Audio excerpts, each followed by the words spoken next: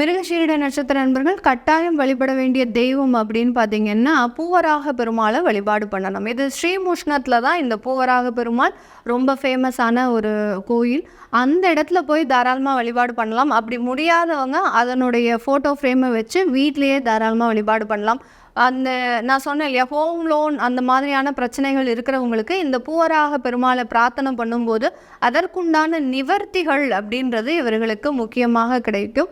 அடுத்து வாராகி அம்மனை தாராளமாக பிரார்த்தனை பண்ணலாம். மேரேஜ் லைஃப்பில் யாருக்காவது பிரச்சனை இருக்குது அப்படின்னா வாராகி அம்மனை பிரார்த்தனை பண்ணும்போது அதற்குண்டான நிவர்த்தி அப்படின்றது கண்டிப்பாக கிடைக்கும். அடுத்த ஒரு வாழ்வியல் பரிகாரமாக இவர்கள் யோகா சம்மந்தப்பட்ட சில உடற்பயிற்சிகளை மேற்கொள்வது நல்லது. ஏன்னா ரொம்ப ஃபாஸ்ட்டாக இருப்பாங்க, எதுலேயுமே ஒரு தெளிவான சிந்தனையோடு செயல்பட மாட்டாங்க.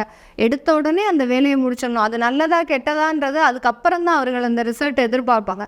அதனால் ஒரு யோகா போன்ற தியான பயிற்சியில் ஈடுபடும் போது ஒரு தெளிவான சிந்தனை அப்படின்றது இவர்களுக்கு அதிகப்படியாக இருக்கும்.